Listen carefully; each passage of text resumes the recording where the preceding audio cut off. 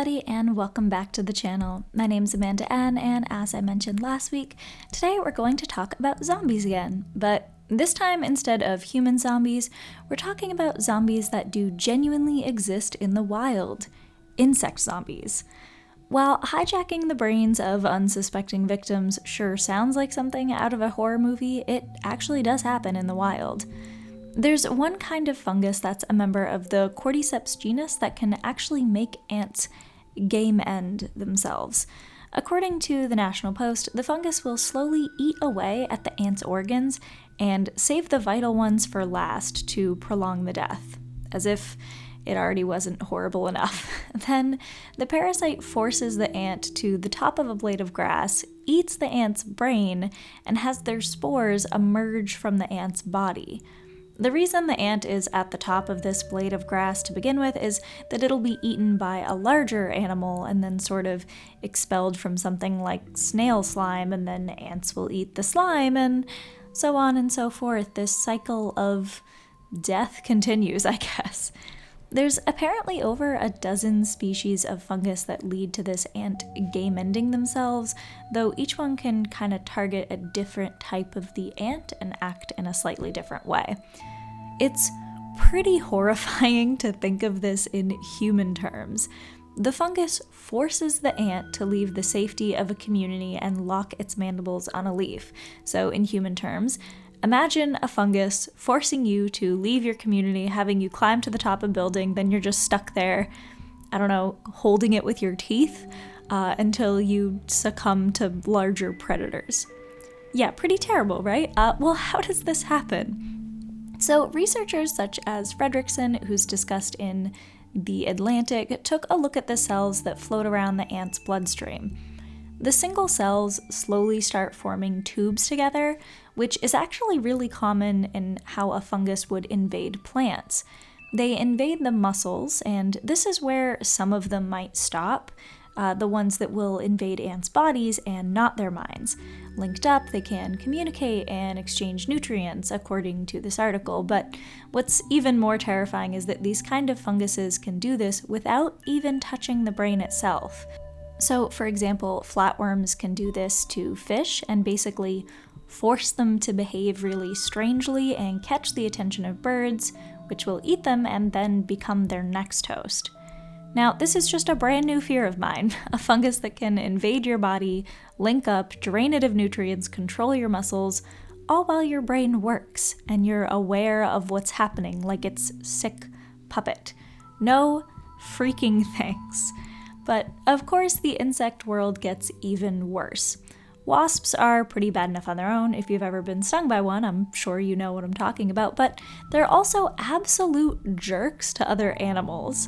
Though fungi might invade kinda one cell at a time, the emerald cockroach wasps or jewel wasps can use their venom to make their prey, say a cockroach, be relaxed and compliant.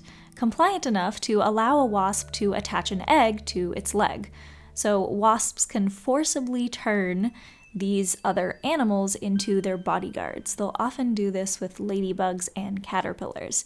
They inject their eggs into other bugs so that their awful hellspawn can grow in these other bugs, emerge when they're ready to live outside the body, but some might stay behind and just use it as a living bodyguard or a suit of freaking armor. But as if invading your body and turning you into a living suit of armor isn't bad enough, these parasites can mess with your mind too.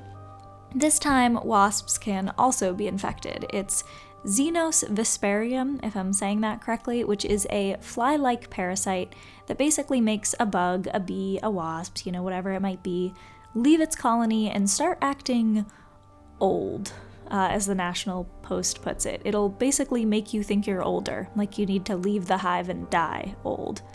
The quote exactly is, "Eventually, the infected wasp leaves the colony to meet up with other infected wasps so that the male and female parasites can mate. The wasps infected with the male parasites die, while the ones infected with the female parasites become zombie queens. The larvae feed on their host and grow until it's time for the infected wasp to return to a colony with the fly larvae and infect other wasps." End quote.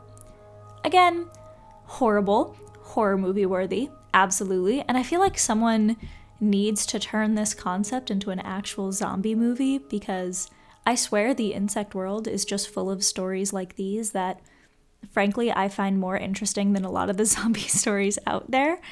These kind of parasitic and zombie insects are not even all that uncommon either. Some wasps that inject spiders with their eggs will have their larvae feed on a spider victim's blood until it dies, making this zombie story more into a vampire one. Infected zombie cicadas have even been found in like West Virginia, with a third of the cicada population being infected.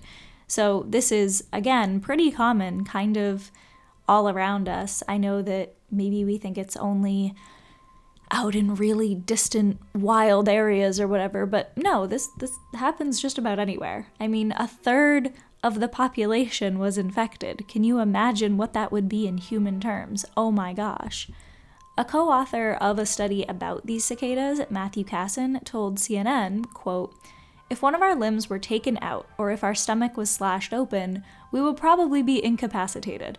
But infected cicadas, despite the fact that a third of their body has fallen off, continue to go on about their activities like mating and flying as if nothing has happened.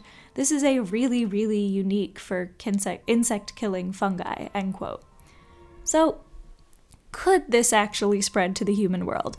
I know I've talked about imagine this being a human concept, but can this really happen?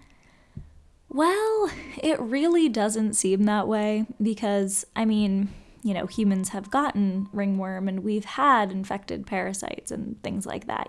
Parasites are a thing even for humans, but of course our body is built way differently.